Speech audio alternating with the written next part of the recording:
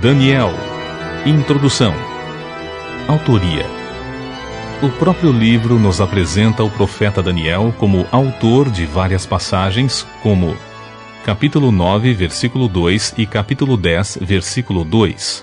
Daniel, cujo nome hebraico significa Deus é meu juiz, foi um estadista na corte de reis pagãos. Levado ao exílio na Babilônia, ainda muito jovem, na primeira deportação ordenada pelo imperador Nabucodonosor em 605 a.C. A tradição judaica identifica Daniel como autor de todo o Sefer, rolo, livro que leva o seu nome, e o Senhor Jesus Cristo igualmente confirma seu ministério e autoria. Mateus capítulo 24, versículo 15, Marcos capítulo 13, versículo 14, citando Daniel capítulo 9, versículo 27, capítulo 11, versículo 31 e capítulo 12, versículo 11. Contudo, por não ter ocupado o cargo ou desempenhado formalmente a função de profeta entre os israelitas de seu tempo, sua obra encontra-se na terceira divisão da Bíblia hebraica, os Escritos, em vez de na segunda seção, os Profetas. Daniel viveu toda a sua longa vida como oficial do governo e como profeta de Javé, o Deus único e verdadeiro, sendo que jamais abriu mão de seu absoluto compromisso de fidelidade ao eterno Senhor Deus. Propósitos. O tema teológico da obra de Daniel é a soberania de Elah, o Senhor Deus Altíssimo, capítulo 5, versículo 21. As visões de Daniel sempre demonstram Deus triunfando. Capítulo 7, versículo 11, versículo 26 e versículo 27. Capítulo 8, versículo 25, capítulo 9, versículo 27, capítulo 11, versículo 45 e capítulo 12, versículo 13. O apogeu de sua soberania é descrito em Apocalipse. O reino do mundo se tornou de nosso Senhor e do seu Cristo, e ele reinará pelos séculos dos séculos. Apocalipse, capítulo 11, versículo 15, de acordo com Daniel, capítulo 2, versículo 44 e capítulo 7, versículo 27. Daniel é inspirado por Deus para registrar e proclamar uma série de profecias, entre as quais, sobre o curso histórico dos impérios pagãos e gentílicos, o futuro de Babilônia, Pérsia, Grécia e Roma, conforme os capítulos 2 e 7, a conhecida e intrigante profecia das 70 semanas de anos, capítulo 9, versículos 24 a 27, e as atividades do Anticristo, capítulo 11, versículos 36 ao 45. Entre as doutrinas mencionadas no livro estão santificação pessoal, capítulo 1, versículo 8, capítulo 3, versículo 12, capítulo 6, versículo 10, capítulo 9, versículos 2 e 3, capítulo 10, versículos 2 e 3. Anjos, capítulo 8, versículo 16, capítulo 9, versículo 21, capítulo 10, versículos 13 e 20 ao 21, capítulo 11, versículo 1. Ressurreição, capítulo 12, versículo 2. O Anticristo, capítulo 7, versículos 24 e 25, capítulo 9, versículo 27, capítulo 11, versículo 36. Narrativas favoritas incluem a de Sadraque, Mesaque e Abednego, capítulo 3, e a da Cova dos Leões, capítulo 6. Data da primeira publicação. Desde que as Escrituras existem, há críticos sobre a autenticidade e autoria delas. E isso vale igualmente para o Novo Testamento. Além disso, vários textos espúrios e diversos falsos profetas têm surgido desde os tempos de Moisés, Jesus Cristo, até o presente momento, e tantos outros ainda virão até que a verdadeira palavra de Deus se cumpra e o Senhor Jesus volte para buscar todos os sinceros crentes pela última vez e para sempre. O primeiro ataque contra a autenticidade e autoria do livro de Daniel e, portanto, contra a zelosa tradição judaica quanto à proteção dos originais bíblicos, veio por meio de Porfírio, 232 a 303 d.C., um ardoroso e cruel opositor do cristianismo, que afirmou ter sido o livro de Daniel escrito por um judeu desconhecido, contemporâneo de Antíoco Epifânio, 175 a 163 a.C. Esse ponto de vista foi amplamente promovido por eruditos dos séculos XVIII e XIX pelos seguintes motivos. Defendiam eles que Daniel não poderia ter feito tais predições, considerando que elas se cumpriram tão exatamente que só poderiam ter sido escritas depois de terem acontecido, ou seja, Daniel teria pecado por excesso de precisão profética. E esse pecado não existe na Bíblia. Normalmente, o que a Bíblia recomenda é justamente o contrário: verificar se as palavras ditas por um profeta se cumprem. Ezequiel capítulo 12, versículos 21 a 28. Palavras persas e gregas usadas no livro, alegavam tais críticos, seriam desconhecidas de um judeu que tivesse vivido no sexto século antes de Cristo. Afirmavam ainda que o aramaico usado em capítulo 2, versículo 4 a capítulo 7, versículo 28, pertence a uma época posterior ao próprio Daniel. Protestavam mais, argumentando sobre inexatidões históricas. Em resposta a tais críticas maliciosas e destrutivas, temos que considerar que a profecia preditiva não é simplesmente possível a um verdadeiro profeta de Deus, mas ela é aguardada. Afinal, Deus fala por meio de seus profetas até nossos dias, sempre de acordo com a sua palavra, caráter e doutrina.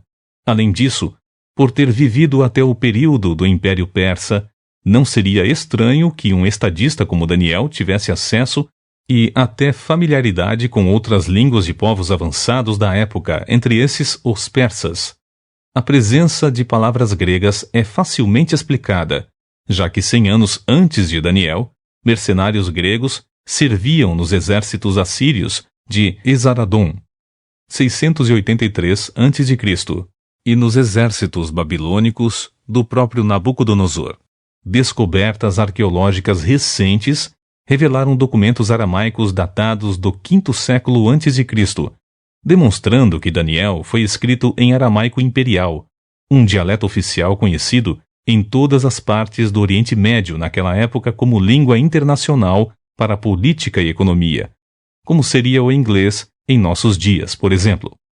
Além disso, os rolos de Daniel encontrados em Qumran são cópias, indicando claramente que o original fora escrito antes do período de Macabeus. Portanto, a obra de Daniel jamais pode ser datada do final do primeiro século antes de Cristo, como a alta crítica deseja convencer o mundo acadêmico atual.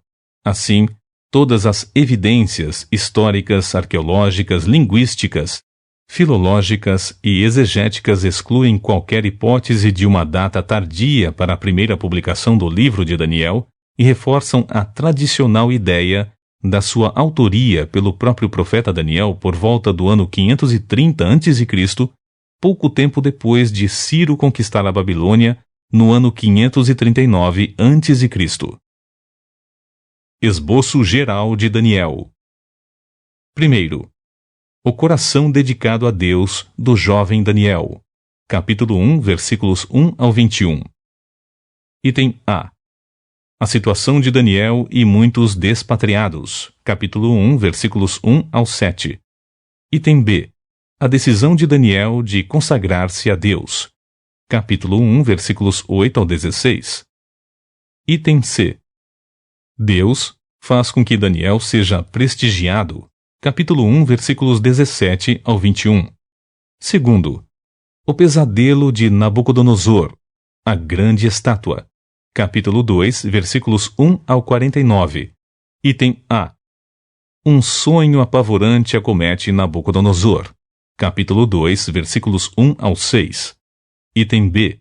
O mesmo sonho é revelado somente a Daniel. Capítulo 2, versículos 7 ao 23. Item C. Daniel descreve e interpreta o sonho do rei. Capítulo 2, versículos 24 ao 45. Item D. Daniel ascende a um posto muito elevado. Capítulo 2, versículos 46 ao 49. Terceiro, uma tremenda prova de fé, a fornalha. Capítulo 3, versículos 1 ao 30. Item A. A lição de fé é preparada. Capítulo 3, versículos 1 ao 12. Item B. A demonstração da fé. Capítulo 3, versículos 13 ao 18. Item C. A vindicação da fé. Capítulo 3, versículos 19 ao 30. Quarto. A visão de Nabucodonosor, a grande árvore. Capítulo 4, versículos 1 ao 37. Item A. A visão narrada pelo rei Nabucodonosor. Capítulo 4, versículos 1 ao 18. Item B. A visão interpretada pelo profeta Daniel. Capítulo 4, versículos 19 ao 27. Item C. A visão cumprida por Deus. Capítulo 4, versículos 28 ao 37. Quinto. A grande festa de Belsazar. Capítulo 5, versículos 1 ao 31. Item A. Contribuição de Belsazar. Carnalidade. Capítulo 5, versículos 1 ao 4. Item B. Contribuição do Senhor Deus. Escritura profética. Capítulo 5, versículos 5 ao 6. Item C. Contribuição de Daniel. Anúncio do castigo. Capítulo 5, versículos 7 ao 29. Item D. Contribuição de Dario. Destruição da Babilônia. Capítulo 5, versículos 30 ao 31. Sexto. O profeta Daniel é jogado à cova dos leões. Capítulo 6, versículos 1 ao 28. Item A. A posição de Daniel na estrutura que o cercava. Capítulo 6, versículos 1 ao 3. Item B. A cilada armada pelos inimigos de Daniel. Capítulo 6, versículos 4 ao 9. Item C. A oração de Daniel a Deus, o Senhor. Capítulo 6, versículos 10 ao 11. Item D. Um processo é tramado contra Daniel. Capítulo 6, versículos 12 ao 17. Item E. A proteção de Daniel contra todos os perigos. Capítulo 6, versículos 18 ao 28. Sétimo. A visão dos 4 animais e do ancião do tempo. Capítulo 7, versículos 1 ao 3. Item A. Informações históricas importantes. Capítulo 7, versículos 1 ao 3. Item B. A visão e a interpretação da profecia. Capítulo 7, versículos 4 ao 28. Oitavo. A visão do carneiro, do bode e do chifre pequeno. Capítulo 8, versículos 1 ao 27. Item A. A visão geral. Capítulo 8, versículos 1 ao 14. Item B. A interpretação da visão profética. Capítulo 8, versículos 15 ao 27. Nono. A profecia das 70 semanas de anos. Capítulo 9, versículos 1 ao 27. Item A. Informações históricas importantes. Capítulo 9, versículos 1 e 2. Item B. Novamente a oração confiante de Daniel. Capítulo 9, versículos 3 ao 19. Item C. A maravilhosa revelação da profecia. Capítulo 9, versículos 20 ao 27. Décimo. O panorama profético de Daniel. Capítulo 10, versículo 1 ao capítulo 12, versículo 13. Item A. A visão de Daniel. Capítulo 10, versículos 1 ao 9. Item B. O encorajamento e a força de Daniel. Capítulo 10, versículo 10 ao capítulo 11, versículo 1. Item C. As profecias enviadas para as nações pagãs. Capítulo 11, versículo 2 ao versículo 45.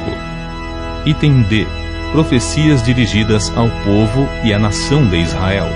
Capítulo 12, versículos 1 ao 13.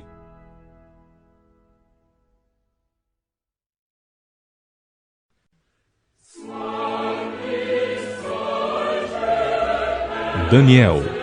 Capítulo 1. Daniel na corte de Nabucodonosor.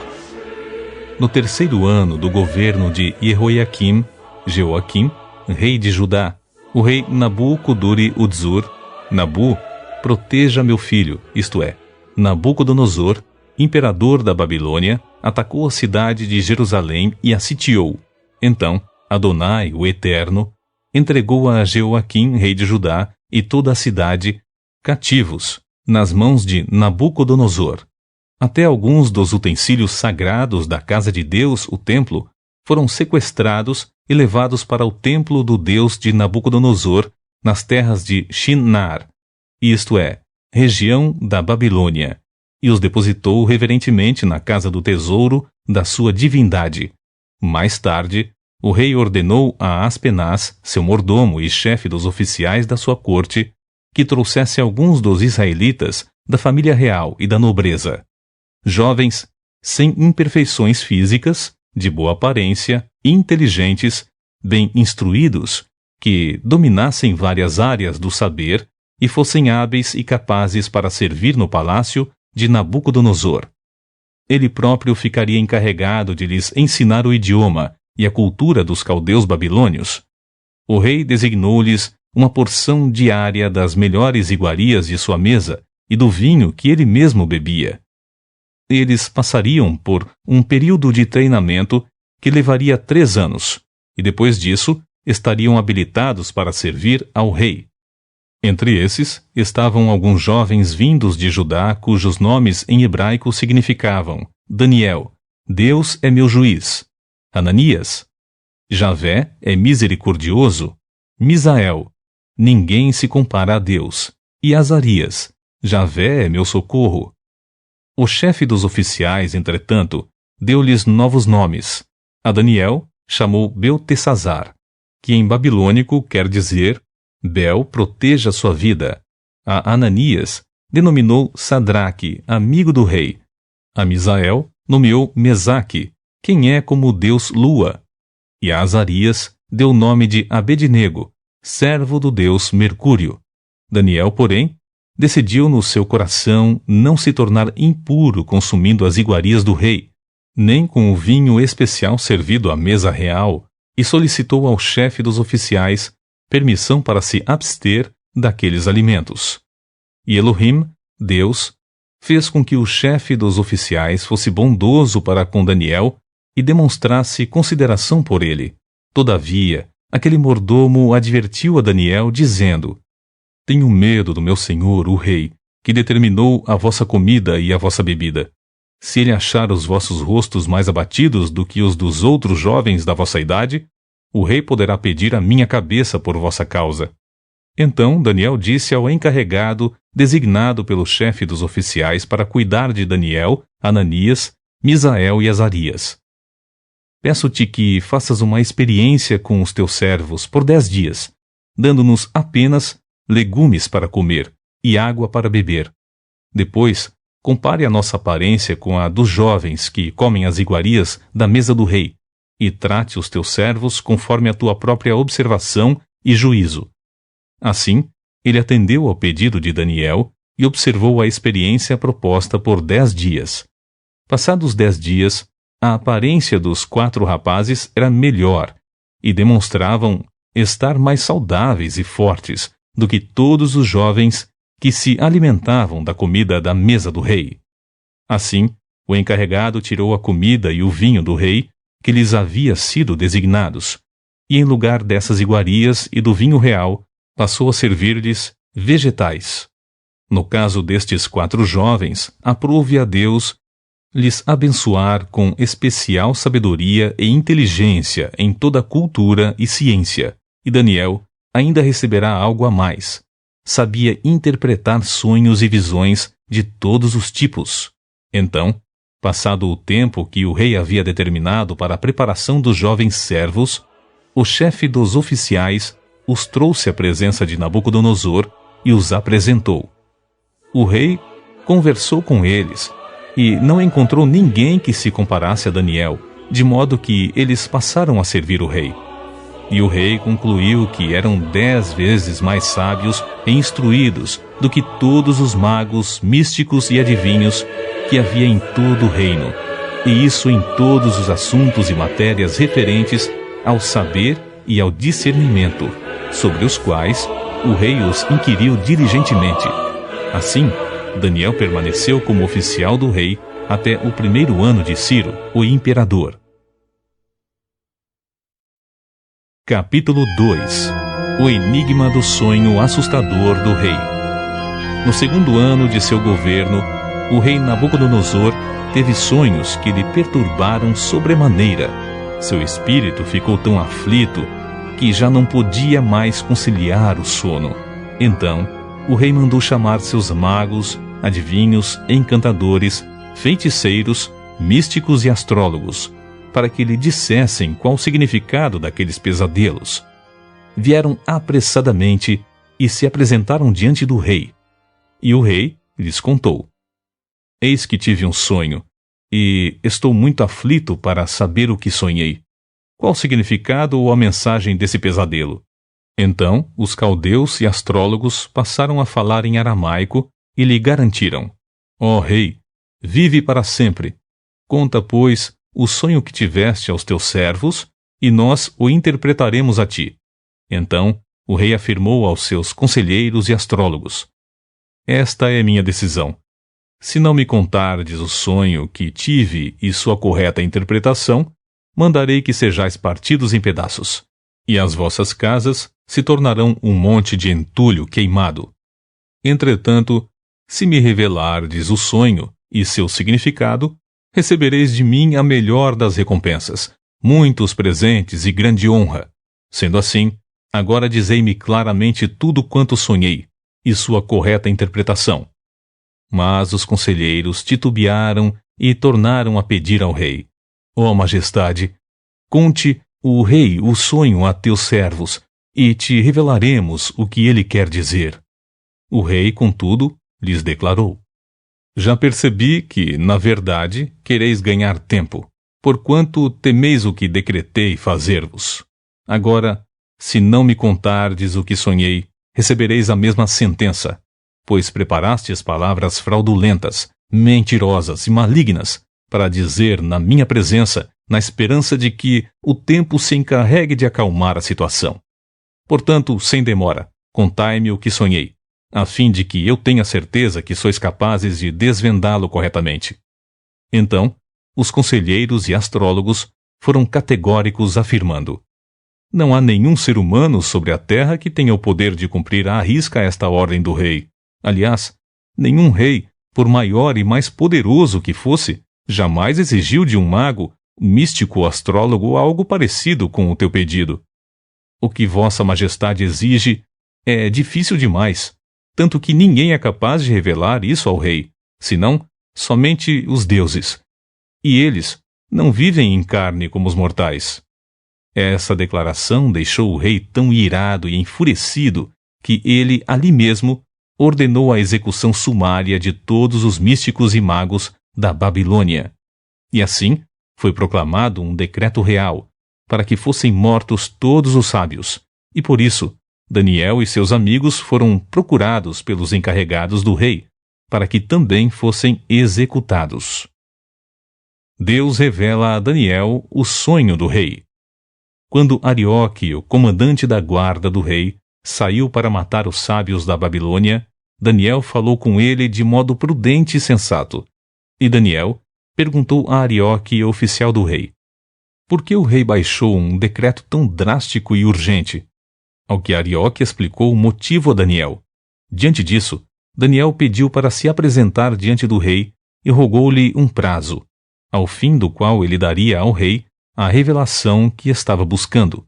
Então, Daniel foi dispensado e, voltando para casa, relatou tudo o que ocorrera aos seus amigos Ananias, Misael e Azarias, e lhes pediu que suplicassem ao Deus dos céus que tivesse misericórdia acerca desse mistério, a fim de que ele e seus amigos não fossem mortos, juntamente com os outros sábios da Babilônia. Então o mistério foi revelado a Daniel durante a noite, por meio de uma visão.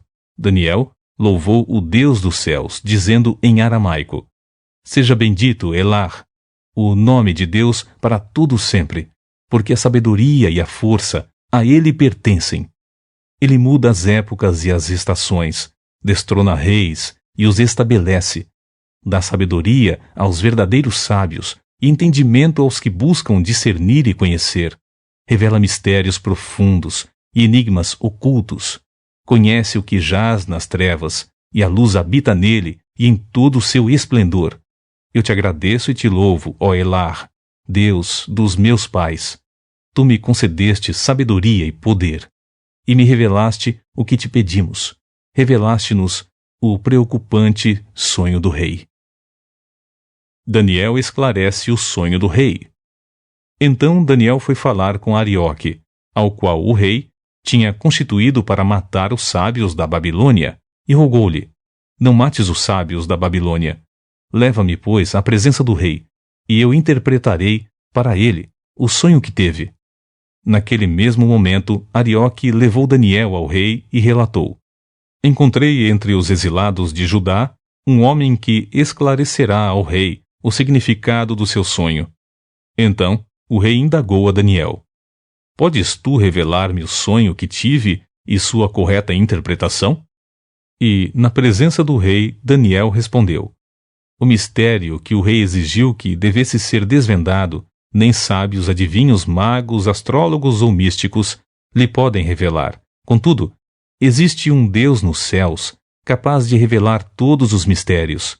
Foi Elar, Deus, que mostrou ao rei Nabucodonosor o que acontecerá nos últimos dias. O sonho e as visões que passaram por tua mente quando estavas deitado foram assim. Ó rei, quando estavas repousando em tua cama, começastes a meditar sobre o futuro. Então, aquele que revela os mistérios te mostrou tudo quanto ocorrerá nos tempos vindouros.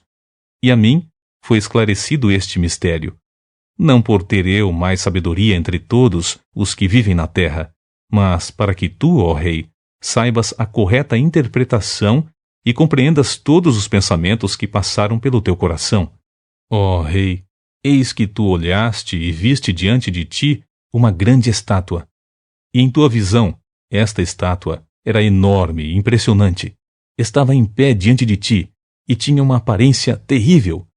A cabeça da estátua era feita de ouro puro, o peito e o braço eram de prata, o ventre e os quadris eram de bronze, as pernas eram de ferro e os pés eram em parte de ferro e em parte de barro. Enquanto estavas contemplando toda a estátua, uma pedra soltou-se sem auxílio de mãos, atingiu a estátua nos pés de ferro e de barro e os destroçou.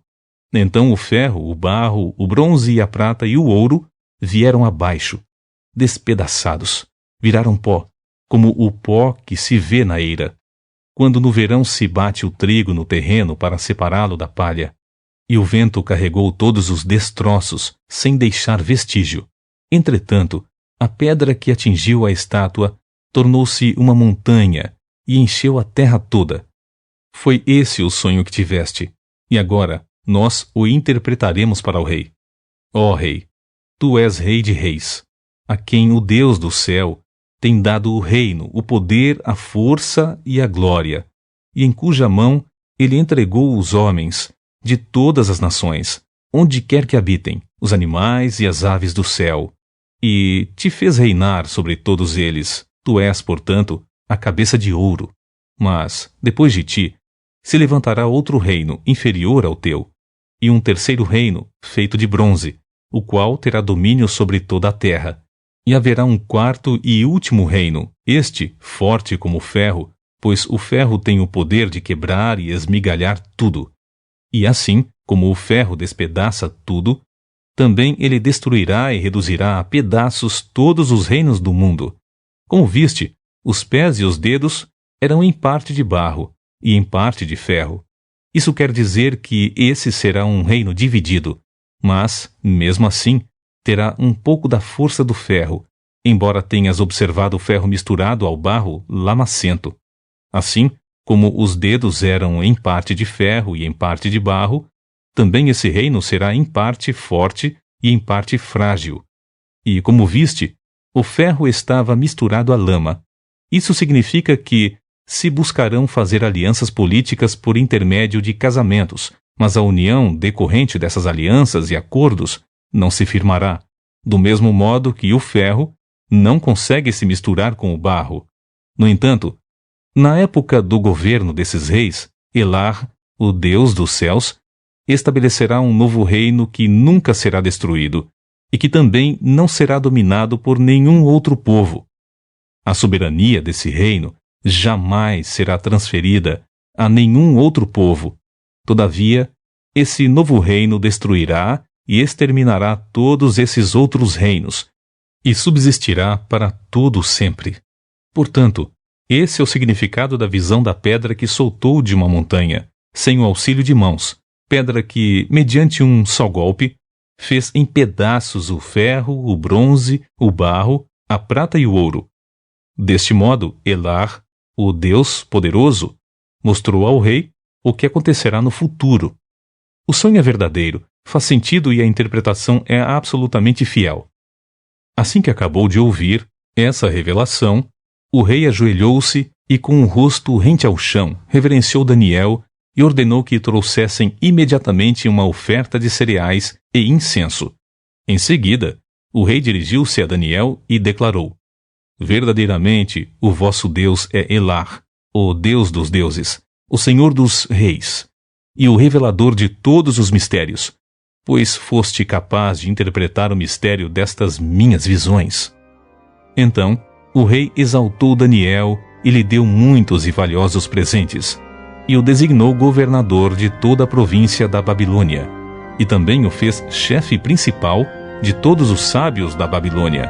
Além disso, a pedido de Daniel, o rei nomeou Sadraque, Mesaque e Abednego administradores da província da Babilônia, enquanto o próprio Daniel permanecia na corte do rei. Capítulo 3. O ídolo de ouro de Nabucodonosor. Mais tarde, o rei Nabucodonosor mandou construir uma imagem de ouro de 60 côvados de altura e 6 côvados de largura, isto é, 27 metros de altura e 2 metros e 70 centímetros de largura. Ele a ergueu na planície de Durá, na província da Babilônia. Então, o rei Nabucodonosor mandou reunir os sátrapas, vice-reis, os prefeitos, os governadores, os conselheiros, os tesoureiros, os juízes, os magistrados e todos os oficiais das províncias, para que viessem participar da dedicação da estátua que ele havia determinado que fosse levantada. E assim se ajuntaram sátrapas, prefeitos, governadores, conselheiros, tesoureiros, juízes, magistrados e todas as autoridades das províncias. Todos eles vieram e cooperaram na consagração da imagem que o rei Nabucodonosor mandara erguer, e reverentemente ficaram em pé diante dela. Em seguida, o arauto do rei proclamou em alta voz: Ordena-se, pois, a todos vós, ó povos, nações e gentes de todas as línguas. Assim que ouvirdes o som da corneta, da flauta, da harpa, da cítara, do saltério, da flauta dupla e de outros instrumentos musicais, todos tocando juntos, vos ajoelhareis, com o rosto rente à terra, e assim, prostrados, devereis adorar a imagem de ouro que o rei Nabucodonosor vos edificou. No entanto, qualquer pessoa que não se prostrar com o rosto em terra e não adorar a estátua será imediatamente atirado numa fornalha em chamas. Sendo assim, logo que ouviram o som da corneta, do pífaro, da cítara, da harpa, do saltério e de todos os demais instrumentos musicais, todo indivíduo, povo, nação e mesmo pessoas estrangeiras, de outras línguas e culturas, prostraram-se em terra e adoraram a imagem de ouro que o rei Nabucodonosor fizera. Os judeus são atirados na fornalha. Nesse momento, alguns conselheiros e astrólogos se aproximaram do rei Nabucodonosor e denunciaram os judeus, alegando: Ó rei, vive eternamente. Tu decretaste que todo homem que ouvisse o aviso emitido pelo som da corneta, da flauta, da harpa, da cítara, do saltério, da flauta dupla e de várias músicas executadas por muitos instrumentos, todos tocando juntos, deveria imediatamente prostrar-se em terra e adorar a grande estátua de ouro. E qualquer pessoa que não se prostrasse e adorasse, seria lançada numa fornalha de fogo ardente. Contudo, há alguns homens judeus que tu nomeaste para zelar pelos negócios da província da Babilônia, Sadraque, Mesaque e Abednego, que não fizeram caso de ti, nem de tuas ordens, ó rei. Não cultuam aos teus deuses, tampouco adoram a imagem de ouro que tu ergueste. Assim que ouviu essa declaração, Nabucodonosor encolerizou-se terrivelmente e mandou chamar Sadraque, Mesaque e Abednego. E rapidamente, esses homens foram trazidos à presença do rei. E Nabucodonosor lhes questionou: ó Sadraque, Mesaque e Abednego, é mesmo verdade que não cultuais a meus deuses, nem adorais a estátua de ouro que edifiquei? Pois de agora em diante, ficai atentos. Quando ouvirdes o som da corneta, da flauta, da harpa, da cítara, do saltério, da flauta dupla e de todos os demais instrumentos, entoando suas músicas, melhor será imediatamente que vos prostres e adores a estátua que fiz. Dai, pois, ouvidos a esta advertência, pois será bem melhor. Se não prestares o vosso culto à imagem de ouro, sereis atirados sumariamente numa fornalha em chamas. E vos indago, que Deus poderá livrá-los das minhas mãos.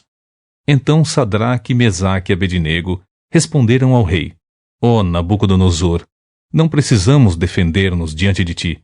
Se formos condenados por isso e lançados na fornalha de fogo ardente, o nosso Deus Elar, a quem cultuamos, pode livrar-nos, e ele nos livrará das tuas mãos, ó majestade. Contudo, se ele não nos livrar, fica sabendo, ó rei, que não cultuaremos aos teus deuses, tampouco adoraremos a estátua que ergueste. Diante disso, Nabucodonosor ficou tão enfurecido que seu rosto transfigurou-se em ódio, e deu ordens expressas para que a fornalha fosse aquecida 7 vezes mais que de costume, e ordenou a alguns guerreiros do seu exército que amarrassem Sadraque, Mesaque e Abednego e os atirassem na fornalha de fogo ardente. Em seguida, os 3 homens, trajando seus mantos, calções, turbantes e outras roupas, foram amarrados e atirados na fornalha, agora ainda mais ardente. A ordem do rei era tão urgente e a fornalha estava tão quente que as chamas mataram os soldados quando empurraram Sadraque, Mesaque e Abednego para dentro do incinerador. Eles caíram amarrados dentro da fornalha, ardendo em chamas. Deus livra os seus e muda o rei. Mas, logo depois, o rei Nabucodonosor, assustado, levantou-se depressa e indagou aos seus conselheiros: não lançamos 3 homens amarrados dentro da fornalha em chamas? E todos responderam: sim, ó rei, assim fizemos. Então o rei exclamou: pois então vede isto. Há 4 homens desamarrados lá dentro, e nada sofrem, estão ilesos. E o 4º homem é parecido com um filho dos deuses. Apressadamente Nabucodonosor aproximou-se da entrada da fornalha em chamas e gritou: Sadraque, Mesaque e Abednego, servos de Elar, o Deus Altíssimo, saí e vinde até nós. Logo Sadraque, Mesaque e Abednego deixaram a fornalha ardente e saíram do meio do fogo. E os sátrapas, os prefeitos, os governadores e os conselheiros do rei, estando reunidos, observaram e comprovaram que as chamas não tiveram o poder de ferir qualquer parte do corpo deles, nem mesmo um fio de cabelo tinha sido chamuscado. Os seus mantos não estavam queimados, e não havia cheiro algum de fogo neles. Então Nabucodonosor exclamou: Bendito seja Elar, o Deus de Sadraque, Mesaque e Abednego, que enviou o seu Malach, anjo, e livrou seus servos, que depositaram toda a confiança nele, desafiando a ordem do rei, preferindo abrir mão de suas próprias vidas, a prestar culto e adoração a outro Deus que não fosse o seu Elar, Deus. Diante deste acontecimento, eu decreto que toda pessoa de qualquer povo, nação, cultura e língua que proferir alguma censura ou blasfêmia contra o Deus de Sadraque, Mesaque e Abednego, seja sumariamente esquartejado, e sua casa seja transformada em um monte de entulho queimado, porquanto, de fato, não existe nenhuma outra divindade que possa livrar seus servos dessa maneira. E assim, o rei promoveu Sadraque, Mesaque e Abednego e os fez prosperar na província da Babilônia. Capítulo 4. O segundo sonho alarmante do rei. Depoimento do rei Nabucodonosor aos homens de todas as nações, povos, línguas e culturas, que vivem em todas as partes do mundo. Shalom, paz e prosperidade. Pareceu-me bem e necessário divulgar os sinais e maravilhas que Elar, Deus, o Altíssimo, tem realizado em meu favor. Quão magníficos são os seus sinais e quão poderosas as suas maravilhas. O seu reino é um reino soberano que dura para sempre, e o seu domínio permanece de geração em geração. Eu, Nabucodonosor, estava satisfeito e próspero em minha casa, no meu palácio. E eis que tive um sonho que me abalou profundamente e me deixou alarmado. Estando eu repousando em minha cama, os pensamentos e visões que passaram pela minha mente preocuparam-me sobremaneira e me apavoraram. Por este motivo, determinei expressamente que todos os sábios fossem trazidos à minha presença para interpretarem o pesadelo que tivera. Assim que os magos e místicos chegaram, contei-lhes o sonho. No entanto, eles não conseguiram desvendá-lo para mim. Por fim, veio Daniel à minha presença e eu narrei a ele o que havia visto. Ele é chamado Beltesazar, em homenagem ao nome do meu Deus, Bel. E creio que o espírito dos santos deuses está nele. Então, falei com ele. Beltesazar, chefe dos sábios e dos magos, sei que o espírito das santas divindades habita em ti, e que nenhum mistério é difícil demais para que o reveles. Sendo assim, vou contar-te o meu pesadelo. Esclarece o seu sentido, pois para mim. Estas são as visões que me ocorreram quando estava deitado em minha cama. Eis que olhei, e diante de mim estava uma árvore muito alta, no meio da terra. A árvore cresceu tanto que a sua copa encostou-se ao céu, e podia ser avistada até os confins da terra. Tinha belas e viçosas folhas, muitos e saborosos frutos, e produzia com tanta fartura que todas as pessoas do mundo podiam se alimentar dela. Debaixo dela, os animais do campo encontravam um abrigo aconchegante e seguro, e as aves do céu viviam alegres em seus galhos e ramos. Todas as criaturas se sustentavam daquela árvore. Então, nas visões que tive deitado em minha cama, observei e vi claramente diante de mim uma sentinela, um Kadish, santo anjo, que descia do céu. E eis que ele bradou em alta voz: Derrubai, pois, a árvore, cortai-lhe os ramos, sacudi todas as suas folhas, e espalhai o seu fruto. Afugentem-se todas as criaturas abrigadas debaixo dela, e as aves dos seus galhos. Contudo, deixai na terra o tronco com as raízes, presos com uma cinta de ferro e de bronze. Fique ele no chão, em meio à relva do campo. Ele será regado pelo orvalho do céu e se alimentará da grama da terra, como os animais. A mente humana lhe será extirpada, e esse tronco será como um animal, até que se passem 7 idãs, tempos ou anos. E esta sentença é, pois, proclamada por sentinelas. Os seres angelicais declaram o veredito, a fim de que todos os que vivem saibam que Elar, o Altíssimo, domina sobre todos os reinos dos seres humanos e os dá a quem quer e quando deseja, e pode decidir colocar no poder o mais simples dos homens. Este, portanto, é o sonho que eu, o rei Nabucodonosor, tive. Agora, Beltesazar, diz-me claramente a correta interpretação deste pesadelo, porquanto nenhum dos sábios do meu reino tem capacidade para interpretá-lo para mim, exceto tu, pois o espírito dos santos deuses vive em ti. Daniel esclarece o pesadelo do rei. Daniel, cujo nome babilônico era Beltesazar, ficou perplexo por algum tempo, e os seus pensamentos o deixaram aterrorizado.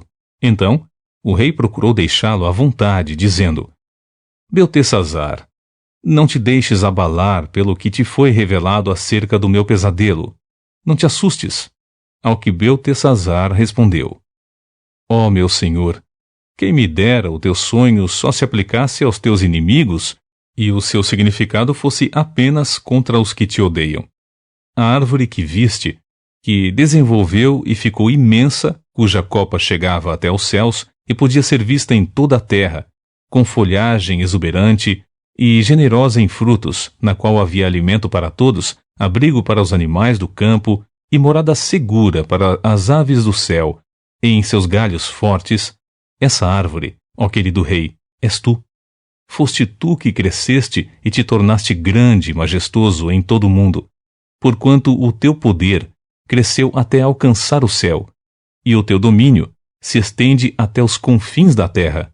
E tu, ó majestade, viste também uma sentinela, o ser angelical que descia do céu e ordenava: derrubai a árvore e destruí-a, porém deixai na terra o resto do tronco com as raízes, presos mediante uma cinta de ferro e de bronze. Deixai o tronco no chão, em meio à relva do campo. Ele será molhado com o orvalho que vem do céu, e viverá com os animais selvagens, até que se transcorram 7 anos, ou períodos de tempo. Sendo assim, eis a interpretação do teu sonho, ó rei, e este é o decreto que Elar, o Altíssimo, expediu contra a vossa majestade, meu senhor. Tu serás expulso do convívio com os seres humanos e viverás com os animais silvestres. Comerás capim como os bois e serás molhado pelo orvalho do céu. Passarão 7 períodos de tempo até que admitas que o Altíssimo domina sobre os reinos de todos os homens e os dá a quem quer e quando deseja.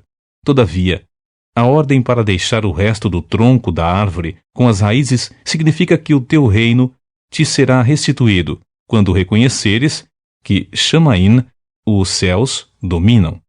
Portanto, ó querido rei, aceita o meu conselho. Reconhece os teus pecados, abandona a maldade e passa a praticar a justiça e a exercer compaixão pelos carentes e necessitados. Talvez assim, de fato, continues a viver em paz e tranquilidade. Cumpre-se a revelação de Daniel.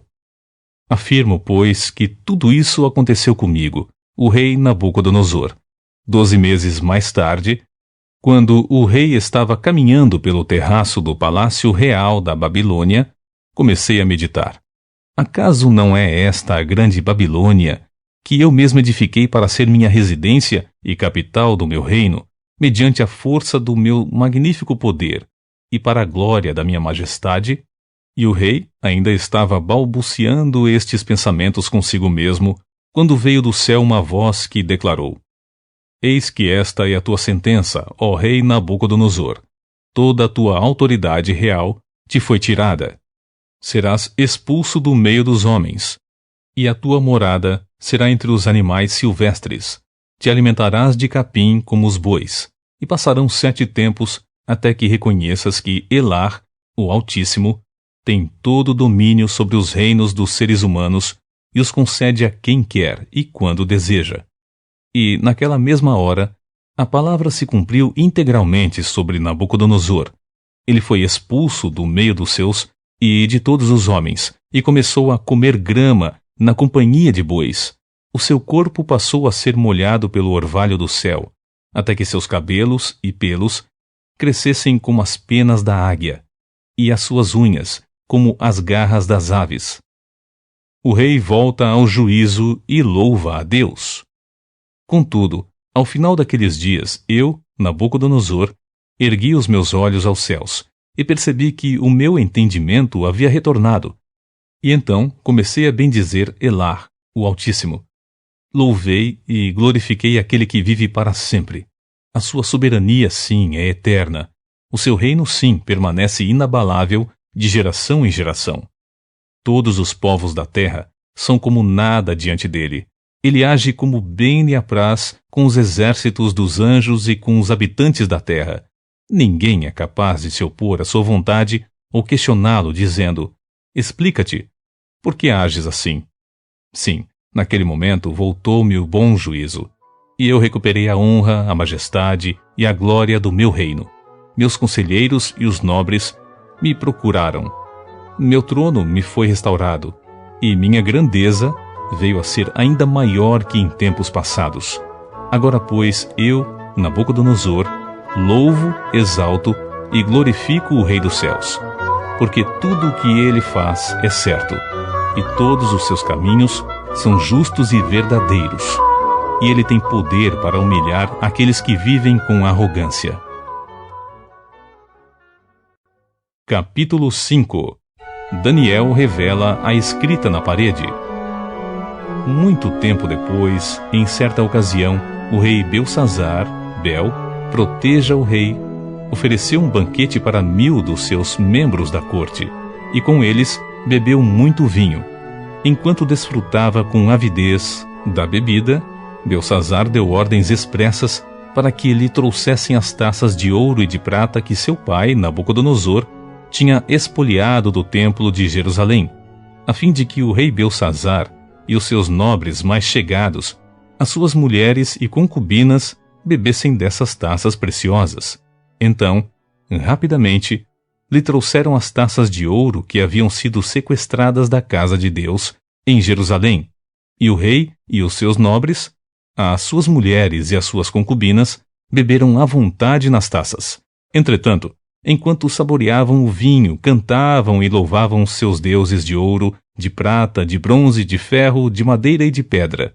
De repente, porém, surgiu a imagem dos dedos de uma imensa mão humana que começaram a escrever no reboco da parede, na parte mais iluminada do palácio real. O rei Belsazar observou atentamente o movimento daquela mão enquanto ela escrevia. Então, o seu rosto foi ficando cada vez mais pálido, e ele ficou tão apavorado que os seus joelhos batiam um contra o outro, e as suas pernas perderam a força e vacilaram.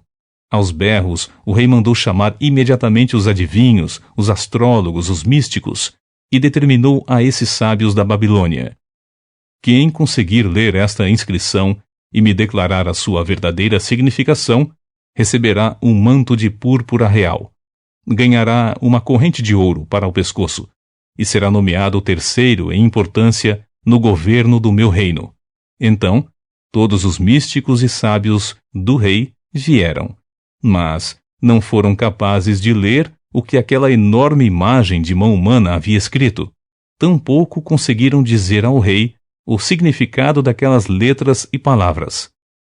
Diante dessa situação, o rei Belsazar ficou completamente perturbado e amedrontado, e o seu semblante ainda muito mais pálido.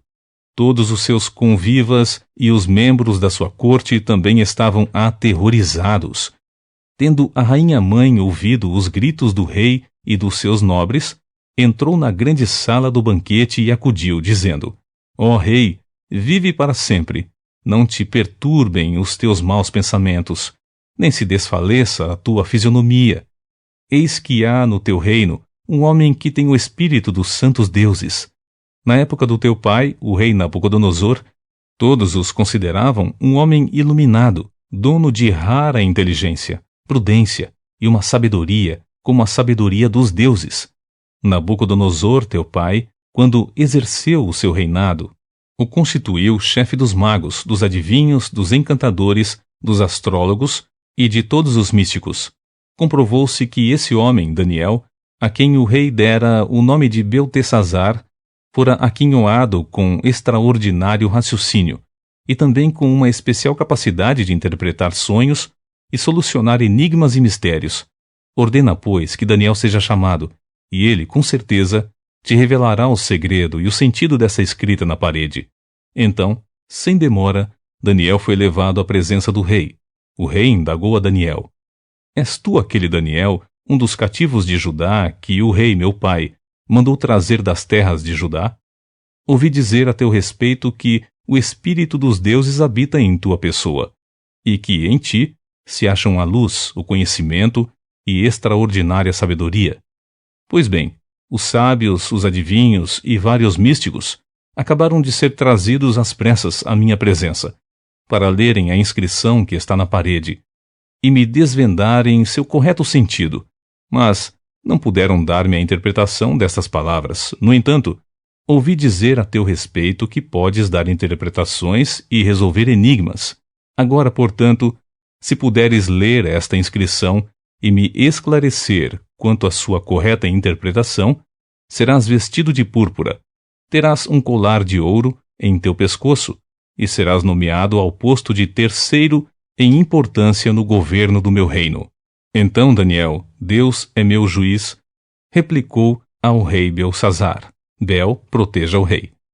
Podes guardar os teus presentes para ti mesmo e dar as tuas recompensas a algum de teus comensais. Todavia, lerei sim as palavras que foram escritas na parede para o rei e lhe desvendarei todo o seu significado. Ó rei, foi a teu pai, o rei Nabucodonosor, teu predecessor, que Elar, Deus Altíssimo, deu sabedoria, grandeza, glória e majestade. Devido à magnificência que Deus lhe concedeu, pessoas de todas as nações, povos, línguas e culturas tinham por ele grande respeito e temor. Todos tremiam diante de sua presença soberana. Porquanto, a quem o rei decidia matar, matava. A quem julgava poupar, poupava. A quem desejava promover, promovia. E a quem desejava humilhar, humilhava. Contudo, quando seu coração se tornou cobiçoso, arrogante e endurecido por causa do extremo orgulho e vaidade, ele foi deposto do seu trono real e totalmente despojado da sua glória. Foi excluído do convívio com outros seres humanos, e sua mente e coração tornaram-se semelhantes aos dos animais, e passou a morar junto aos jumentos silvestres e a comer capim como os bois. E o seu corpo se molhava como o orvalho do céu, e assim viveu até reconhecer que Elar, Deus Altíssimo, é o soberano e domina sobre o reino dos homens, e coloca no poder a quem ele deseja. Mas tu, ó Belsazar, sucessor do rei Nabucodonosor, não tens caminhado com humildade. Não humilhaste o teu coração, muito embora saibas bem de tudo quanto ocorreu com teu pai, o rei. Pior ainda, tu te exaltaste a ti mesmo e te levantaste contra Elar, Deus dos céus. Porquanto mandaste trazer as taças do templo do Altíssimo para que nelas bebesses tu, os teus nobres e convivas, as tuas mulheres e as tuas concubinas. Louvaste os deuses de prata, de ouro, de bronze, de ferro, de madeira e de pedra, que não podem nem ver, nem ouvir, nem sentir e muito menos compreender nada. E não glorificaste o Deus que sustenta com suas mãos a tua vida e controla todos os teus caminhos. Por isso, ele mesmo enviou aquela mão que viste, a fim de escrever diante de ti a sentença que precisas saber. E as palavras que foram inscritas formam a seguinte frase em aramaico: Mene, Mene, Tekel, Uparsim. E este é o significado dessas palavras: Mene, Mene. Deus avaliou e contou os dias do teu reinado e decretou o seu fim. Tekel, foste pesado na balança e achado em falta. Uparsim, teu reino já foi dividido e entregue aos medos e persas. Diante disso, por ordem do rei Belsazar, vestiram Daniel com um manto real vermelho púrpura, condecoraram-no com uma corrente de ouro no pescoço, e o proclamaram o terceiro em autoridade e poder no governo do reino. E aconteceu que naquela mesma noite Belsazar, o rei dos babilônios, foi assassinado, e Dariaves, Dario, o imperador da nação média, apoderou-se do reino de Belsazar, com a idade de 62 anos. Capítulo 6. Daniel sobrevive à cova dos leões. Então, pareceu bem a Dario nomear 120 sátrapas, vice-reis, para governar todo o seu reino. E, acima deles, 3 grandes líderes, um dos quais era Daniel. Os sátrapas tinham que prestar contas a esses supervisores, a fim de que o rei não sofresse qualquer dano ou prejuízo. E aconteceu que o mesmo Daniel foi tão notável entre seus colegas de liderança e entre todo o colegiado dos sátrapas por suas qualidades extraordinárias, que o imperador planejava nomeá-lo para a função de governador-geral do seu reino. Mas, assim que os seus colegas de liderança e todos os sátrapas tomaram conhecimento dessas intenções do rei, muitos passaram a procurar motivos para acusar Daniel em sua administração e governo. mas nada de mal conseguiam encontrar. Não puderam achar falta alguma em Daniel e em seu proceder, porquanto ele era leal. Nele não havia qualquer desonestidade, desleixo ou erro algum. Então, eles concluíram e murmuraram entre si: nunca encontraremos algum motivo forte o suficiente para denunciarmos esse Daniel, a menos que seja algo relacionado à lei do seu Elar, Deus. Assim, aqueles supervisores e os sátrapas, de comum acordo, foram conversar com o rei, dizendo: ó rei Dario, vive para sempre. Eis que todos nós, supervisores reais, prefeitos, sátrapas, conselheiros e governadores, estamos concordes em rogar que o rei devia baixar um edito ordenando que todo aquele que orar ou fizer petição a qualquer deus ou a qualquer ser humano nos próximos 30 dias, excetuando a tua pessoa, ó majestade, seja atirado sumariamente à cova dos leões. Agora, pois, ó rei, se estás de acordo, emite o decreto e assina o edital, a fim de que o mesmo nunca mais seja mudado, conforme a lei dos medos e dos persas, que, uma vez sancionada, não se pode revogar jamais. Então, diante do parecer daqueles conselheiros, o rei Dario deferiu e assinou o decreto. Assim que Daniel soube que esse decreto do rei havia sido proclamado, foi para casa, para o seu quarto, no andar de cima, onde as janelas davam para Jerusalém, e ali orou como costumava fazer cotidianamente. 3 vezes ao dia, ajoelhou-se, rogou e deu graças diante do seu Elar, Deus. Então aqueles homens se juntaram para investigar e descobriram Daniel orando, suplicando ajuda a Deus. E, mais que depressa, foram falar com o rei acerca do cumprimento do decreto real e argumentaram: tu não publicaste uma resolução real ordenando que nesses 30 dias toda pessoa que manifestasse um pedido a qualquer deus ou a qualquer ser humano, exceto a ti, ó rei, fosse atirado sumariamente à cova dos leões? Ao que o rei replicou: sim, este decreto está em pleno vigor, de acordo com a lei dos medos e dos persas, que não pode ser revogada. Então eles aproveitaram para fazer a seguinte comunicação ao rei: ora, pois Daniel, um daqueles exilados de Judá, não tem feito caso de ti, nem das tuas ordens, e do decreto que assinaste. Muito ao contrário, faz as suas orações todos os dias e 3 vezes ao dia. Ao ouvir tal notícia, o rei ficou profundamente consternado e resolveu salvar Daniel, esforçando-se até o pôr do sol a fim de encontrar uma maneira legal para livrá-lo.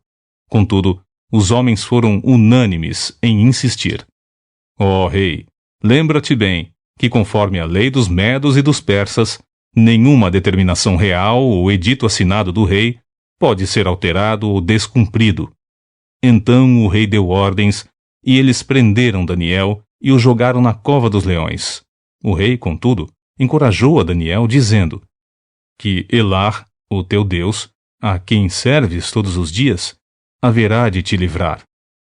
Em seguida, taparam a cova com uma pedra e o rei a selou com o seu anel-selo e também com os anéis dos seus nobres, para que a decisão sobre Daniel não pudesse ser modificada. Depois, o rei dirigiu-se para o seu palácio e passou a noite em jejum, e não permitiu que fossem trazidos à sua presença qualquer instrumento de música, e o rei não conseguiu conciliar o sono durante toda aquela noite.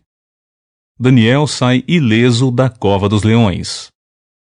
Logo ao raiar do dia, o rei se levantou e correu em direção à cova dos leões.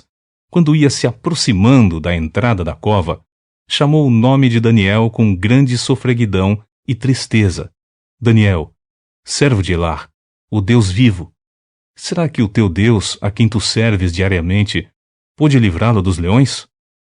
E então ouviu-se a voz de Daniel, que respondeu: ó caro rei, vive para sempre. Eis que o meu Deus enviou o seu anjo, e este fechou a boca dos leões para que não me ferissem, pois Elar, Deus, considerou-me inocente aos seus olhos. E de igual modo, porque jamais cometi qualquer fraude ou delito contra o Senhor, ó majestade. E diante do que acontecera, o coração do rei muito se alegrou. Em seguida, o rei ordenou que tirassem Daniel da cova, e testemunharam que não havia nenhum arranhão ou qualquer outro ferimento em todo o corpo de Daniel, pois ele havia confiado continuamente em seu Deus. Entre mentes, por ordem expressa do rei, todos os homens que tinham acusado Daniel foram lançados na mesma cova dos leões, junto com as suas esposas e filhos. E antes mesmo que pudessem chegar ao fundo da cova, os leões os atacaram e despedaçaram todos os seus ossos. Mais tarde, o rei Dario escreveu aos homens de todos os povos, nações, línguas e culturas, em toda a terra, nos seguintes termos: Shalom, paz e prosperidade.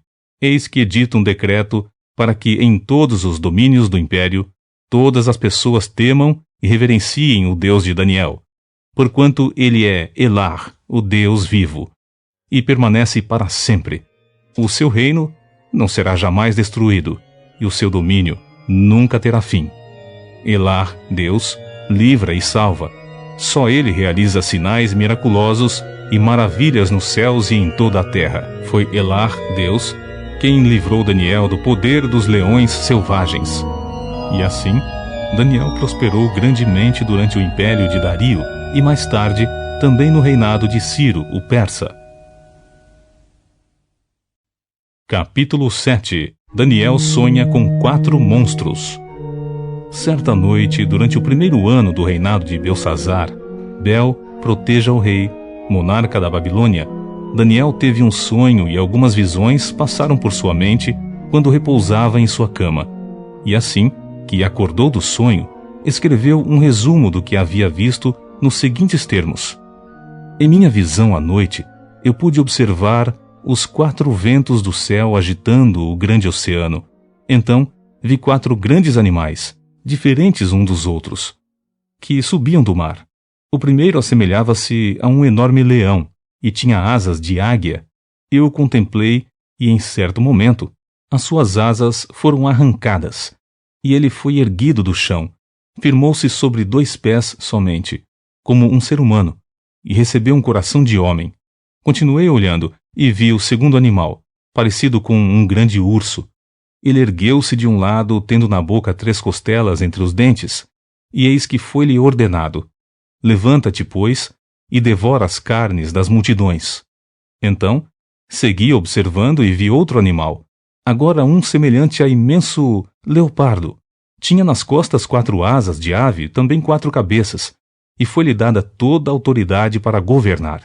E nessas visões que tive durante a noite em meu sonho, vi ainda um 4º animal, horrível, apavorante e extremamente poderoso. Possuía grandes dentes de ferro, com os quais estraçalhava e devorava avidamente suas vítimas, e pisoteava tudo o que sobrava. Este monstro era diferente de todas as feras anteriores e tinha 10 chifres. Enquanto eu analisava os chifres, encontrei um outro chifre, pequeno, que apareceu entre eles, e 3 dos primeiros chifres foram arrancados para dar lugar a ele. Esse chifre que surgiu entre os demais tinha olhos como os olhos de um ser humano, e uma boca que falava com soberba e arrogância. O ancião idoso e o filho do homem. Enquanto eu, pasmo, admirava esses animais, eis que tronos foram trazidos, e um ancião pleno de dias se assentou. Suas roupas eram brancas como a neve, e seus cabelos alvos como a pura lã. Seu trono estava todo envolvido por labaredas de fogo, e as rodas do trono eram chamas ardentes. De diante dele, brotava e fluía um rio de fogo. Milhares e milhares o serviam, milhões e milhões prostravam-se diante dele. Então, o tribunal deu início ao julgamento, e todos os livros foram abertos. Mas eu segui observando, porquanto as palavras arrogantes que o chifre exclamava me chamaram a atenção. Fiquei olhando tudo aquilo até que o animal foi morto, e o seu corpo foi destruído e lançado ao fogo ardente. Dos outros animais foi retirada toda a autoridade que se lhes havia sido concedida. Contudo, tiveram permissão para viver por um período de tempo. E eu continuava contemplando minhas visões noturnas, quando vi que alguém semelhante a um ser humano vinha nas nuvens do céu. ele se deslocou em direção ao ancião bem idoso e foi conduzido à sua presença. E foi-lhe outorgada toda a autoridade, glória e posse do reino, para que todos os povos, nações e línguas o adorem e o sirvam. O seu domínio é domínio eterno, que jamais terá fim, e o seu reino jamais será destruído. O significado dos sonhos de Daniel. Eu, Daniel, fiquei sobremodo perturbado em meu espírito, porquanto as visões que passaram pela minha mente me aterrorizaram. Então, no sonho, me aproximei de um dos anjos que ali estavam, e lhe indaguei sobre o significado de tudo quanto eu havia podido observar. E ele me atendeu, dando-me a seguinte revelação. Eis que os 4 grandes animais representam 4 reinos, que se levantarão sobre a terra. No entanto, os santos de Elion, o Altíssimo, receberão o reino e o possuirão para sempre, sim, por toda a eternidade. Diante disso, eu quis saber o verdadeiro significado do 4º animal, porquanto era muito diferente de todos os demais e o mais horripilante deles, com seus dentes de ferro e garras de bronze. O animal despedaçava e devorava suas vítimas com facilidade, e ainda pisoteava todos os restos que deixava para trás. Também roguei por explicações sobre o significado dos 10 chifres incrustados no alto da cabeça daquele monstro, e quanto ao outro chifre que surgiu para ocupar o lugar dos 3 chifres que caíram. O chifre que possuía olhos semelhantes aos olhos humanos e uma boca que proclamava muitas palavras e todas com grande soberba. Enquanto eu contemplava o que se passava, vi que o mesmo chifre fazia guerra contra os santos e prevalecia contra eles, até que veio o ancião maior, Atik Yomin, rico em dias, e todo o juízo foi executado a favor dos santos de Elion, o Altíssimo, e chegou o tempo em que os santos tomaram posse do reino a eles confiado. Então ele me deu o seguinte esclarecimento. O 4º animal é um 4º reino que surgirá na terra. Será diferente de todos os outros reinos passados, e devorará com avidez a terra inteira, despedaçando e pisoteando povos e nações. Quanto aos 10 chifres, 10 reis se levantarão daquele mesmo reino, e depois deles se levantará outro, que será diferente dos primeiros, e humilhará 3 dos 10 reis. Esse reino diferente falará contra Ilanhã, o Supremo, oprimirá os seus santos e tentará alterar o calendário, as festas religiosas e as leis. Então, os santos serão entregues nas mãos dele por um idã, tempo, 2 tempos e metade de um tempo. Mas o tribunal se reunirá para o devido juízo e todo o seu poder lhe será extirpado e aniquilado para sempre. E assim, o domínio, o poder e a grandeza dos reinos que há debaixo de todo o céu serão colocados nas mãos da multidão dos santos, o povo de Elion, o Altíssimo. E o reino de Deus será um reino sem fim, e todos os governantes e domínios o adorarão, obedecerão e servirão eternamente. Este, portanto, é o fim da visão. Quanto a mim, Daniel, declaro que fiquei apavorado por causa dos meus próprios pensamentos, tanto que estremeci e o meu semblante empalideceu. Contudo, guardei tudo o que vi e ouvi comigo mesmo. Capítulo 8. A visão do carneiro e do bode. No 3º ano do reinado do rei Belsazzar, eu, Daniel, tive outra visão impressionante, a segunda que me ocorreu. E nessa minha visão parecia que eu estava na cidade de Shushan, Suzã, em hebraico, situada na província de Elam. Na visão eu caminhava nas proximidades do canal de Ulai. Então, levantei o olhar e avistei diante de mim, em pé junto ao rio, um carneiro com 2 chifres. Os 2 chifres eram longos, mas um era mais comprido que o outro. Entretanto, o mais longo começou a se desenvolver algum tempo depois do outro. Fiquei observando o carneiro enquanto ele avançava para o ocidente, a oeste, depois para o norte e para o sul. Notei que nenhum outro animal conseguia resistir-lhe, e ninguém era capaz de se livrar do seu poder. Ele, no entanto, podia fazer tudo o que desejava e a cada dia ficava maior e mais forte. Enquanto eu fiquei refletindo sobre isso, de repente um bode, com um longo chifre entre os olhos, veio do ocidente, do oeste, percorrendo toda a face da terra, mas sem tocar no chão. Ele se voltou na direção do carneiro, que tinha 2 chifres, o qual eu tinha observado em pé, parado diante do rio, e avançou contra ele com grande furor e violência. Eu o vi atacar furiosamente o carneiro, atingi-lo com muita força e quebrar os seus 2 chifres. O carneiro não conseguiu reunir forças para resistir-lhe, e o bode o jogou por terra e o pisoteou. Também não havia quem pudesse livrar o carneiro do poder e da cólera do bode.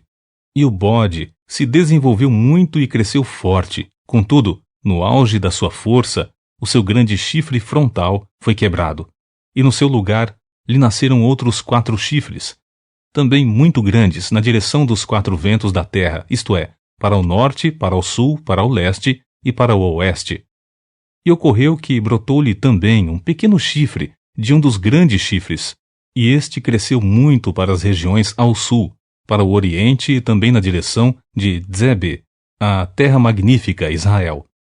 Cresceu assustadoramente e alcançou o exército dos céus, e conseguiu atirar na terra algumas das estrelas desse exército, e ainda as pisoteou. E ele tornava-se cada vez maior e mais forte, até desafiar o comandante desse exército, quando suprimiu o sacrifício diário do holocausto oferecido ao príncipe, e destruiu todo o santuário e o seu templo. Todas as honrarias foram prestadas a esse grande chifre. O próprio exército lhe foi entregue, juntamente com o holocausto diário, por causa do seu poder e a vitória da sua rebelião.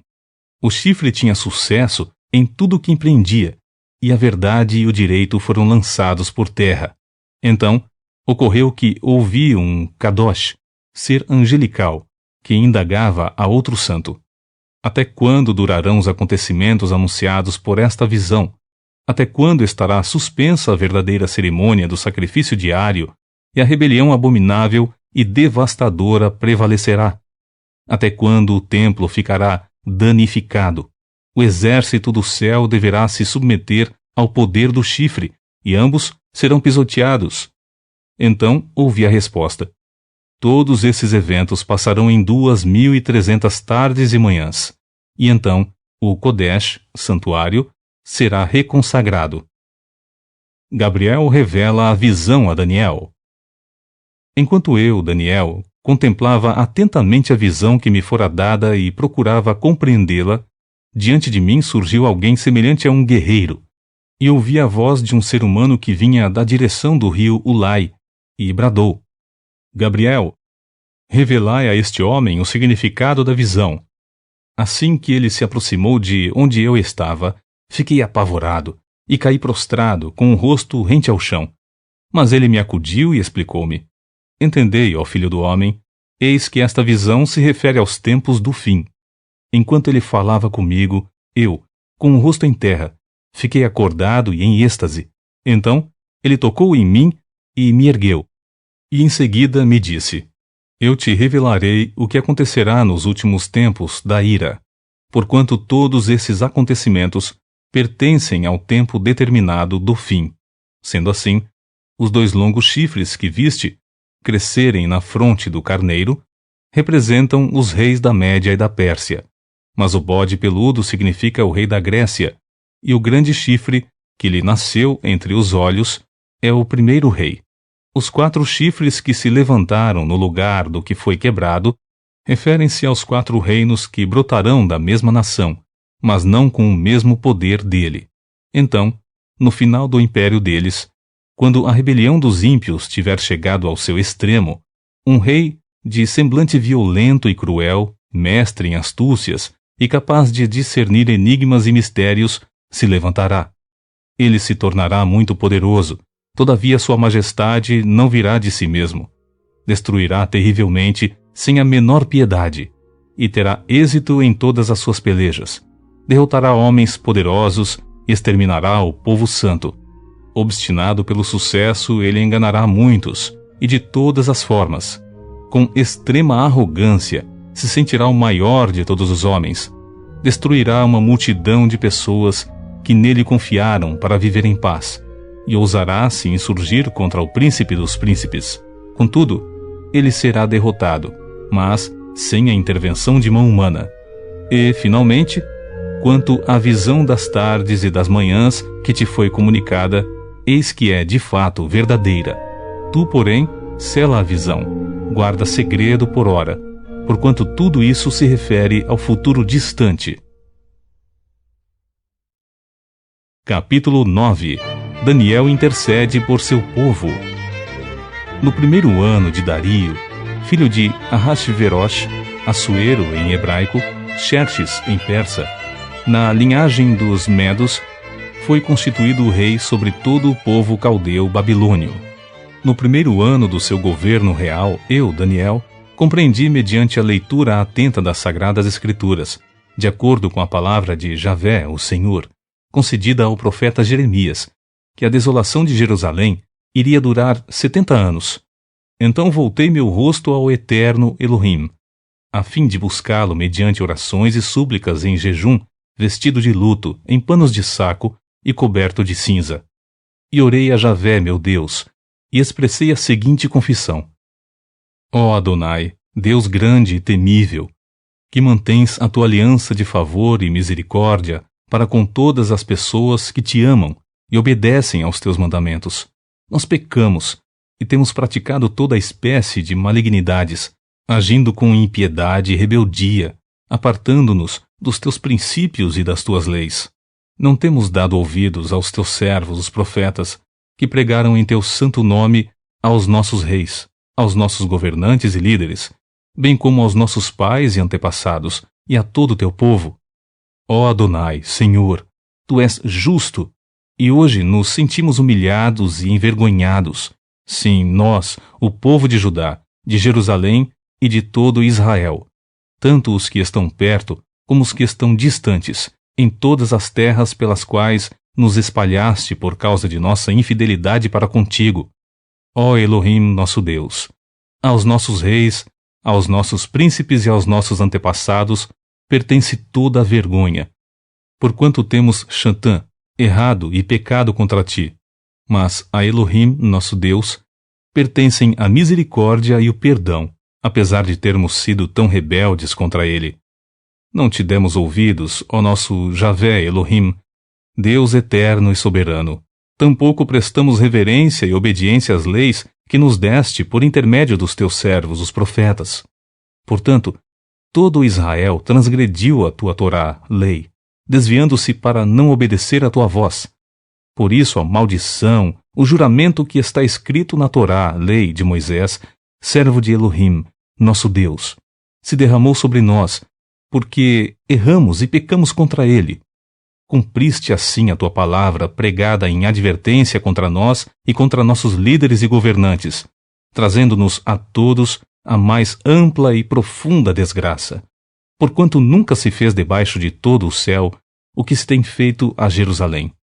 Como está escrito na Torá, lei de Moisés, toda esta desgraça nos sobreveio, e ainda assim não temos buscado o favor de Javé, o nosso Deus, afastando-nos de nossas malignidades e obedecendo a tua emet, verdade.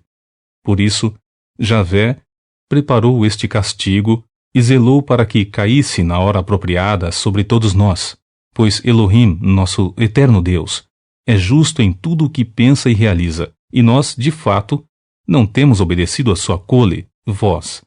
Ó Adonai Elohim, nosso Deus Todo-Poderoso, que tiraste o teu povo da terra do Egito com braço forte, e, mediante teus atos magníficos, fizeste o teu nome conhecido como hoje se vê, como os ímpios, e somos culpados. Agora, Adonai, ó Eterno, de acordo com todas as tuas justas realizações, afasta de Jerusalém, da tua cidade, do teu santo monte, a tua ira devastadora e toda a tua indignação. Sim, foram os nossos pecados e as iniquidades de todos nós, desde os nossos antepassados, que fizeram de Jerusalém e do teu povo este grande motivo de zombarias para todos os que nos rodeiam.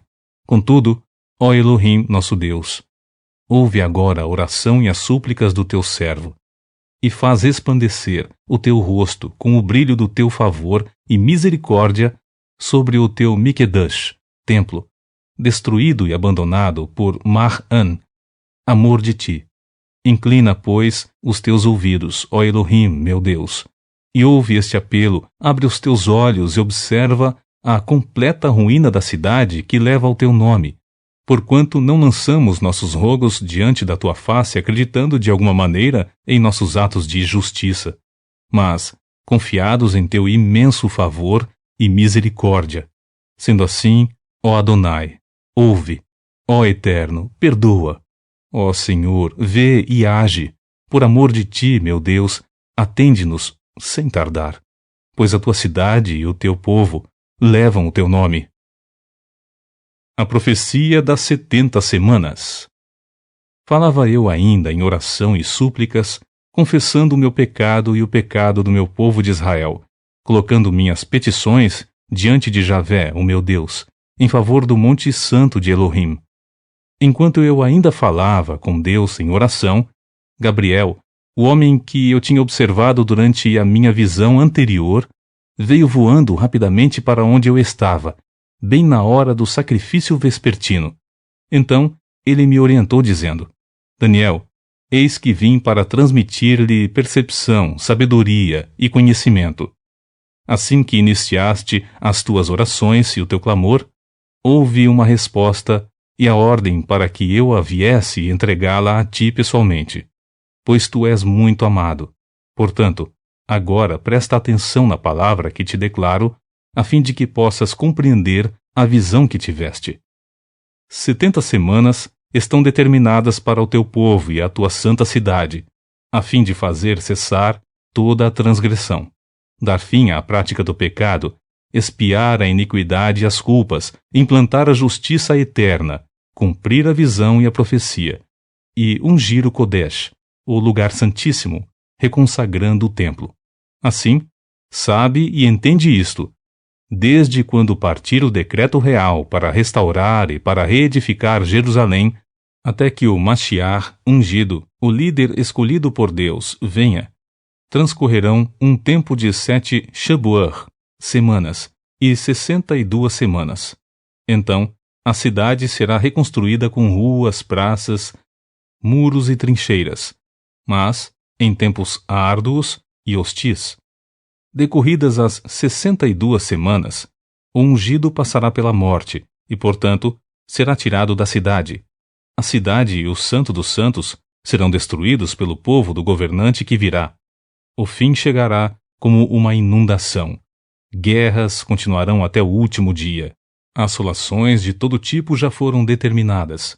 Esse governante, pois, com sagacidade, firmará com muitos um pacto que durará 1 semana. Mas, na metade da semana, ele ordenará o fim do sacrifício e das ofertas de manjares.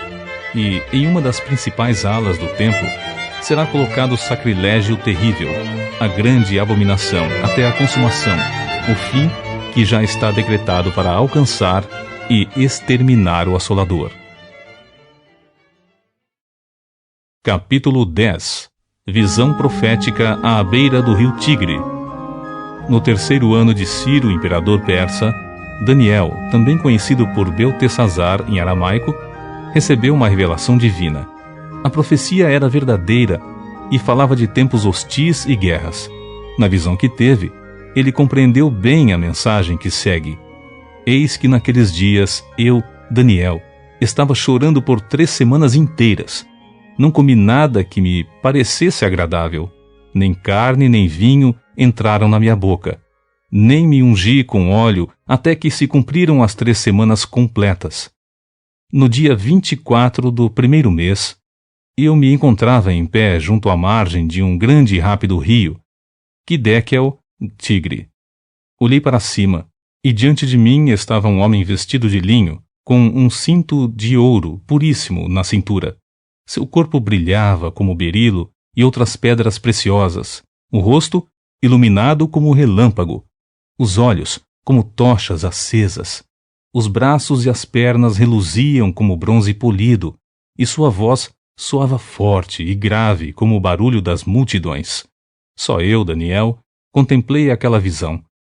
Os homens que estavam na minha companhia não a conseguiram ver. Foram acometidos de tanto pavor que fugiram apressadamente do local e se esconderam. Assim, fui deixado a sós, admirando aquela grande visão, e me senti enfraquecido, trêmulo e muito pálido, e quase desfaleci por completo. Então, eis que ouvi a voz das palavras do anjo, e, ouvindo o som do que dizia, perdi os sentidos. Entrei em um estado de êxtase e caí de bruços com o rosto em terra. Em seguida, senti que a mão de alguém tocou em mim e me ajudou a levantar. Mas meus joelhos e mãos tremiam muito, e o anjo me disse: Daniel, tu és um homem muito xamã. Amado, prestai, pois, toda a atenção à palavra que vou te comunicar, e levanta-te, porquanto eu fui mandado a ti. Assim que ele me exortou, eu me coloquei em pé, ainda tremendo. E o anjo prosseguiu me exortando: Não temas, caro Daniel, porque as tuas palavras foram ouvidas, sim. Desde o primeiro dia em que aplicaste humildemente o teu coração a fim de buscar entendimento diante do teu Deus, as suas orações foram ouvidas, e eu vim em resposta ao teu clamor.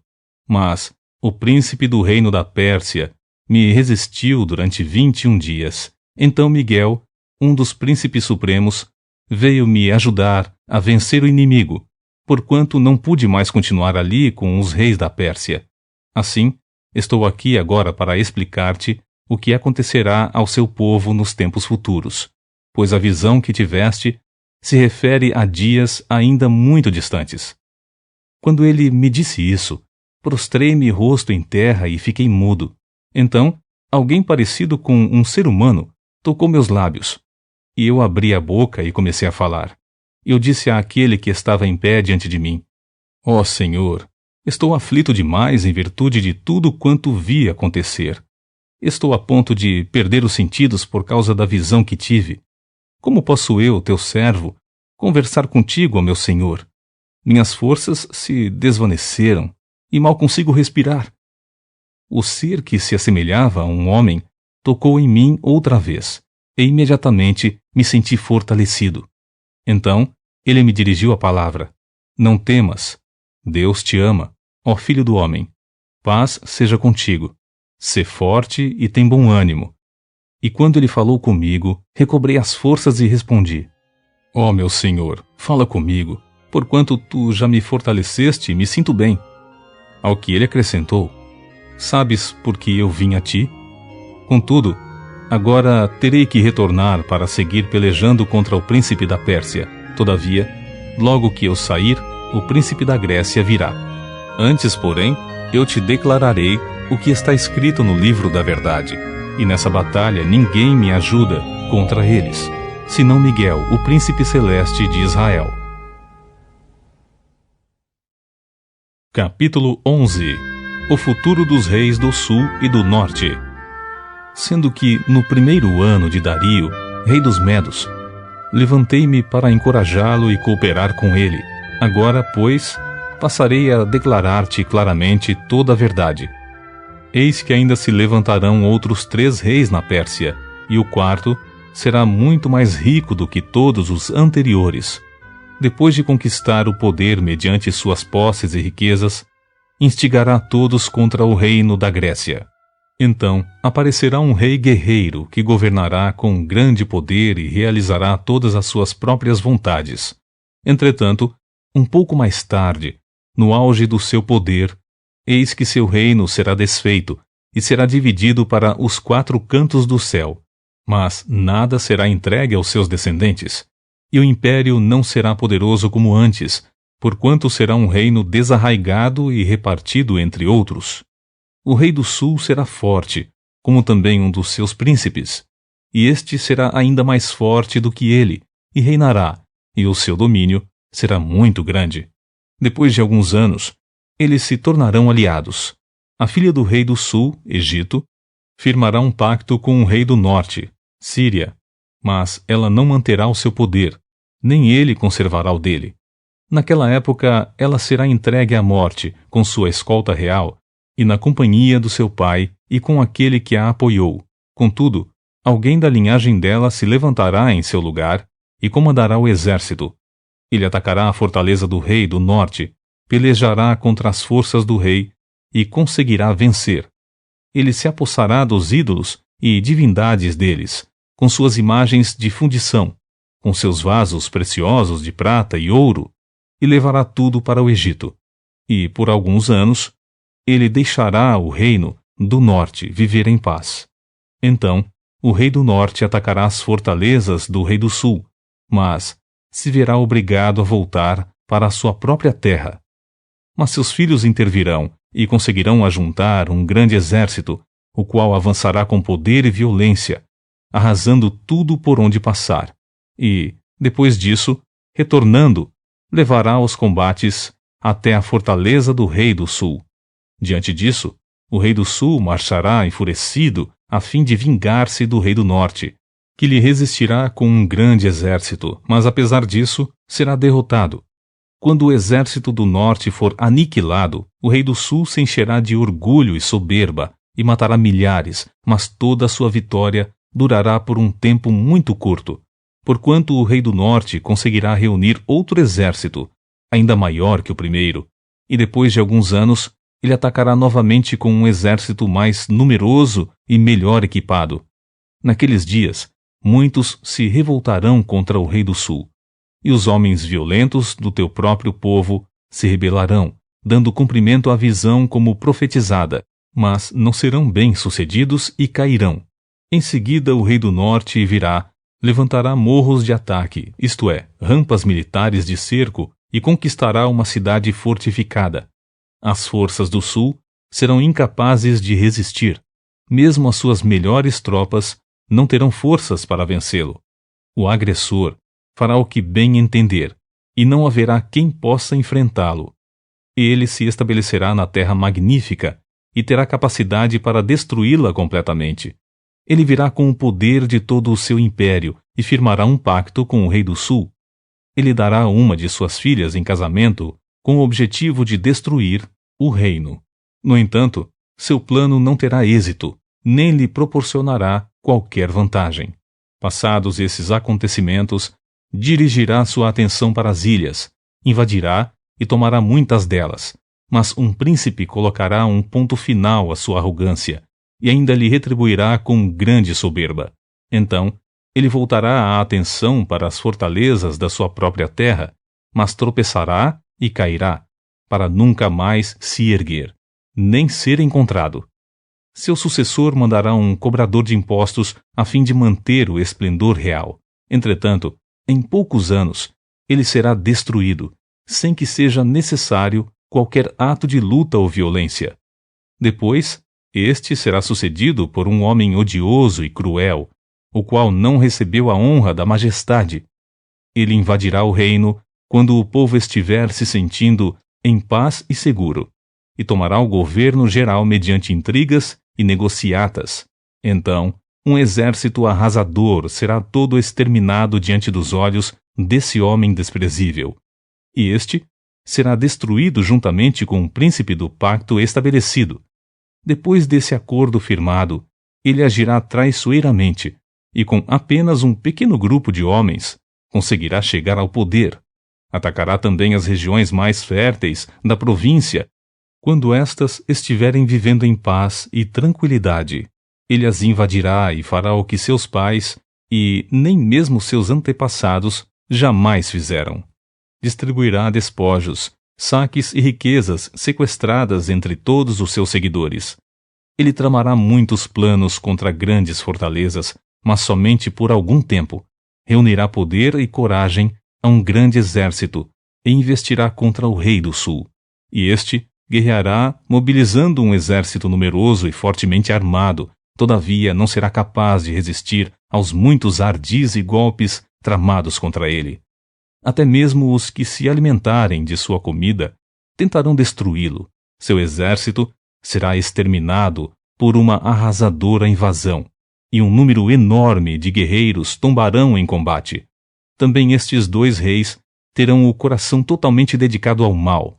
Sentarão à mesma mesa para cear e compartilhar, mas de fato dirão apenas mentiras um ao outro, contudo, sem qualquer resultado proveitoso para nenhum deles, porquanto o fim só virá no tempo certo e determinado.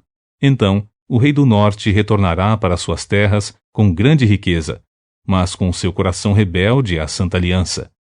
Ele tentará acabar com a religião do povo de Israel e depois voltará para a sua nação.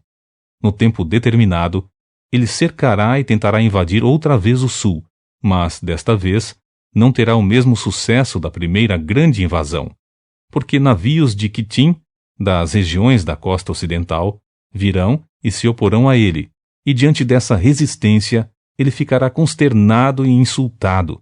Então, despejará sua fúria contra a Santa Aliança, o povo de Israel, e retornando, será cordial e indulgente com aqueles que apostarem na Santa Aliança. Seu poderio militar se levantará ferozmente a fim de profanar a fortaleza e o templo. Acabará com o culto do holocausto diário e instalará no templo a abominação, o sacrilégio terrível.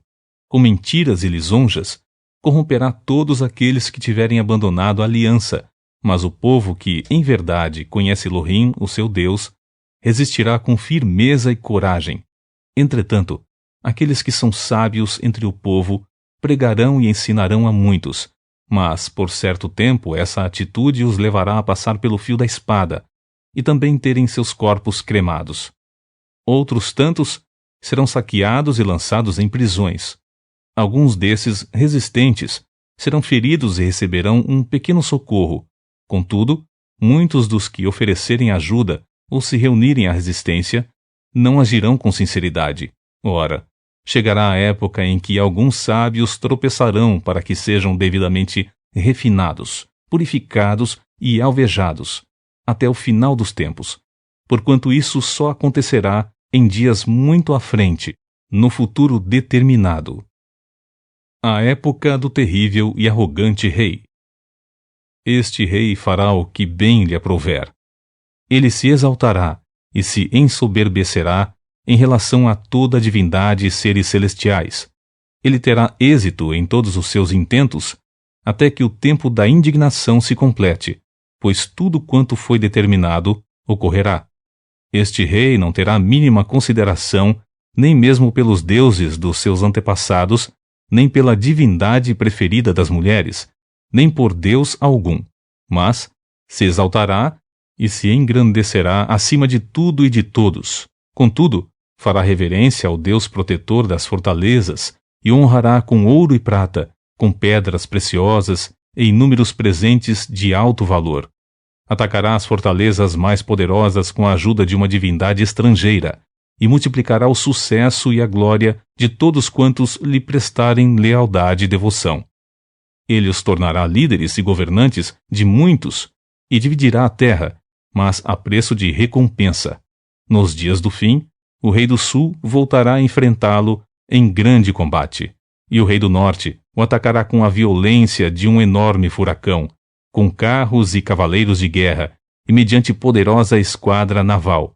Ele invadirá muitos países e passará por sobre eles como uma gigantesca inundação. Do mesmo modo, invadirá Dzebé, a terra magnífica, e muitas nações da região sucumbirão, mas Edom, Moabe e os líderes de Amon conseguirão escapar das suas garras. Eis que este rei estenderá as asas do seu poder sobre diversos países. Nem o Egito lhe escapará, porquanto ele terá o controle dos grandes tesouros em ouro e prata e de todas as riquezas dos egípcios. Os líbios e os cuxes, etíopes, a ele servirão.